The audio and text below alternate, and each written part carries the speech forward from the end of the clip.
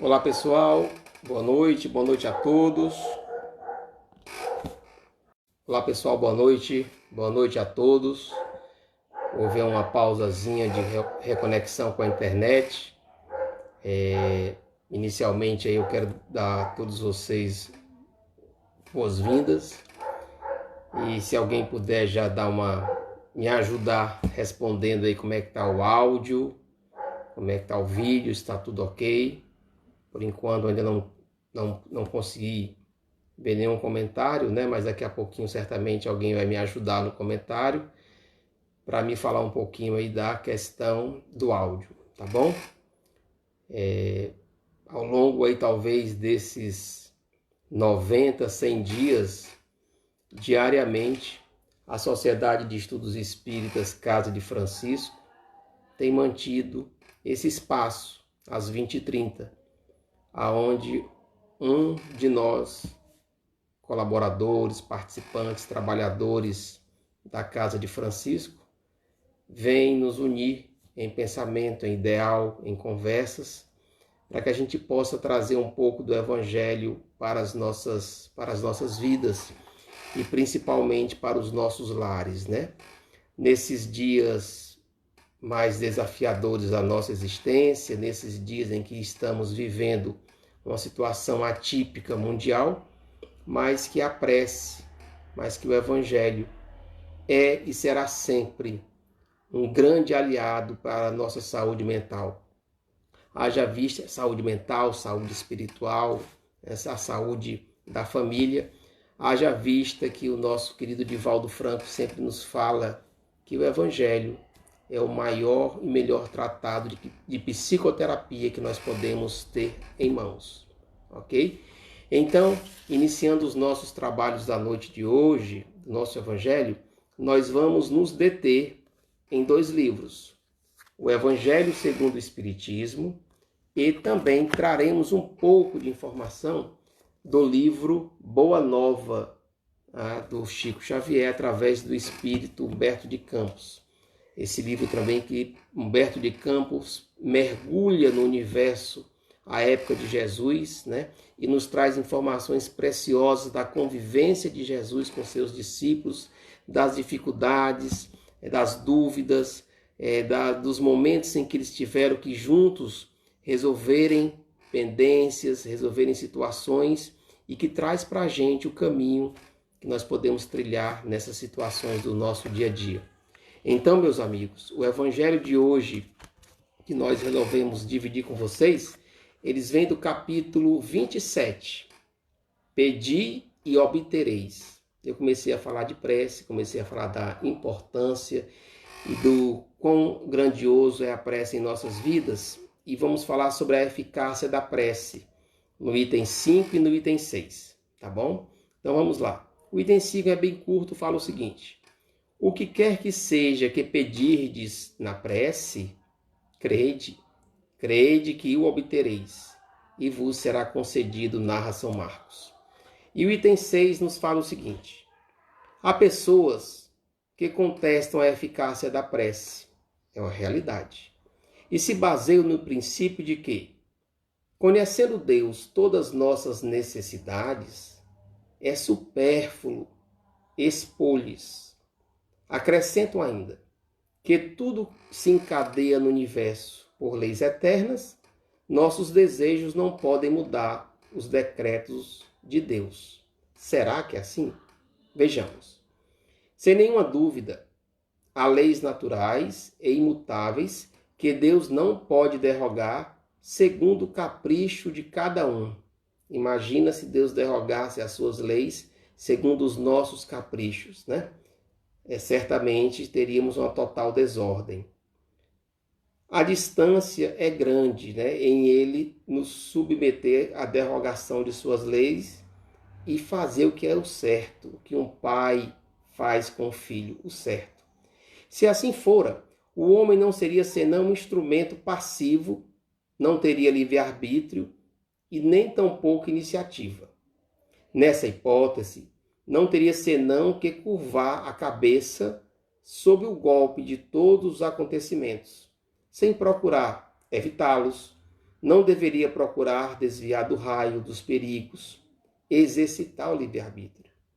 Deus não lhe deu o discernimento e a inteligência para deles não se servir. Muito pelo contrário, devemos nos servir do discernimento e da inteligência. A vontade para não querer, a atividade para permanecer inativo. Estando o homem livre para agir, num sentido ou noutro, seus atos têm para ele e para os outros consequências subordinadas àquilo que faz ou deixa de fazer. Então, os nossos atos, invariavelmente, não apenas nos atinge ou nos beneficia, mas também atinge e pode beneficiar terceiros, né? E muitas vezes os terceiros são seres tão amados do nosso dia a dia. Pela sua iniciativa, há, pois, acontecimentos que escapam forçosamente à fatalidade e que não destroem a harmonia das leis universais, como o avanço ou o retardo da agulha de um pêndulo não destrói a lei do movimento, sobre o qual está estabelecido o mecanismo. Deus pode, pois, aceder a certos pedidos sem, com isso, derrogar a imutabilidade das leis que rege o conjunto, ficando seu acesso sempre subordinado à vontade de Deus. Então, nesse item 6 aqui, a gente vai de encontro, né? Não de encontro, mas a gente vai raciocinar através do pensamento, através da nossa inteligência, que nós não estamos jogados no mundo ao acaso e que existe algo muito maior, muito acima de nós, mas que está conosco desde através do pensamento, nós façamos a conexão com Jesus, com Deus, com os nossos benfeitores espirituais. Dando complemento a essa ideia do Evangelho, é que eu falei para vocês no início que eu gostaria de tecer dois comentários acerca do livro Boa Nova, falando também sobre a prece. Simão Pedro vira-se para Jesus e pergunta: Mestre, me responda, será que Deus nos ouve todas as orações? Jesus se volta a Simão Pedro e diz: Como não, Pedro? Respondeu Jesus solicitamente. Desde que começou a raciocinar, observou o homem que, acima de seus poderes reduzidos, havia um poder ilimitado. Lindo isso, né? Que criaria o ambiente da vida. Todas as criaturas nascem com tendência para o mais alto e experimentam a necessidade de comungar esse plano elevado, donde a vida nos acompanha com seu amor. Todo justiça, todo sabedoria, onde as preces dos homens o procuram sob nomes diversos. Acreditarias, Simão, que em todos os séculos da vida humana recorreriam as almas incessantemente, ou seja, sem parar. Bateria numa porta silenciosa e inflexível. Já pensou? Bater numa porta silenciosa e inflexível, a porta que não se abre? Se nenhum resultado obtivessem, Simão, não tenhas dúvidas. Todas as nossas orações, elas são ouvidas. Isso parece poético no primeiro momento, e o é. Entretanto, é muito mais do que poesia. É uma realidade que Jesus nos coloca. Todas as preces são ouvidas. E aí Simão Pedro, não satisfeito, pergunta: Mestre, então como deveremos interpretar a oração? Jesus responde: em tudo, elucidou Jesus. Em tudo deve a oração constituir o nosso recurso permanente de comunhão ininterrupta com Deus. Nesse intercâmbio incessante, as criaturas devem apresentar ao Pai no segredo das íntimas aspirações. Quando quiseres orar, vai para teu quarto, tranca a porta e ora. As íntimas aspirações, os seus anelos, esperanças, sonhos, desejos, dúvidas e amarguras. Essas confidências lhes atenuarão o cansaço do mundo. restaurando-lhes as energias, porque Deus lhes concederá a sua luz. É necessário, portanto, cultivar a prece para que ela se torne um elemento natural da vida, como a respiração. Novamente uma frase poética, né? Cultivar a prece como elemento natural da vida, do dia a dia, como a respiração, como nós respiramos. E às vezes nós respiramos de forma errada, né? Tantas e quantas vezes estamos numa meditação, numa reunião mais concentrada e as pessoas pedem uma respiração profunda e às vezes nós não conseguimos fazer uma respiração profunda. Imagina uma prece mais calma, mais sentida no silêncio do nosso quarto. É indispensável conheçamos o meio seguro de nos identificarmos com o nosso Pai. Entretanto, Pedro, observamos que os homens não se lembram do céu, senão nos dias da incerteza, da angústia no coração, senão nos dias das atribulações. Se a ameaça é cruel, se a ameaça é iminente, o desastre, se a morte do corpo é irremediável, os mais fortes dobram os joelhos. Mas quando não, deverá sentir-se o pai amoroso e leal, de que somente o procura os filhos nos momentos do infortúnio, por eles criados com as suas próprias mãos. E aí continua o texto. E ao final, Simão Pedro se volta para Jesus depois de ouvir tudo aquilo que Jesus fala nesse capítulo, cujo tema é a oração dominical.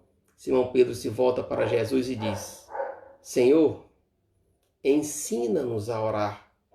E aí, dispondo-os então em círculo, e como se mergulhasse o pensamento no invisível oceano de luz, Jesus pronunciou pela primeira vez a oração que legaria à humanidade, o Pai Nosso. Portanto, meus amigos, neste Evangelho pedi e obtereis, e complementando aqui no livro Boa Nova, nós podemos ficar certos de que todas as preces são ouvidas. Nenhuma prece se perde. Eu sempre falo e sempre me afeiçoo à prece, à oração, por várias razões. E nos últimos 2 anos da minha existência, da existência da Jo, encontramos na prece, encontramos na oração o alento para as nossas almas, trazendo para a nossa vida lenitivo, coragem, força, fé, para enfrentar o cálice, para degustar, tomar do cálice que a vida nos colocou à frente. Assim, o convite que fica é que esse evangelho, pedi e obtereis, e ele fala, batei e abre-vos-á, e Jesus novamente com Simão Pedro nos fala, você acha que uma porta ficaria inflexível e silenciosa, com milhares de seres humanos incessantemente batendo essa porta? Não, não, não. Essa porta se abre. Aliás, ela está muitas vezes apenas encostada, só esperando que a gente empurre um pouquinho com a nossa prece, com o nosso pensamento, para que ao se abrir o manancial de paz, o manancial de luz, invada nossos corações, invada nosso pensamento, nossas atitudes, invada nossa casa, nosso ambiente sagrado, a maior e melhor igreja que o ser humano pode ter, o seu lar. E assim, com o Pai Nosso, nós vamos encerrar este momento aqui de Evangelho, agradecendo a todos vocês que estiveram conosco participando, desejando uma noite de paz, de luz. Pai nosso que estais nos céus, santificado seja o vosso nome. Venha a nós ao vosso reino. Seja feita a vossa vontade, assim na terra como nos céus. O pão nosso de cada dia dai-nos hoje, ó Pai. Perdoai as nossas ofensas, para que possamos perdoar aqueles que nos ofenderam. Não nos deixei cair nas dificuldades e nas dúvidas. Abençoa a nossa noite, abençoa a nossa casa. Dá-nos a paz. Muita paz a todos, paz e bem. Assim seja.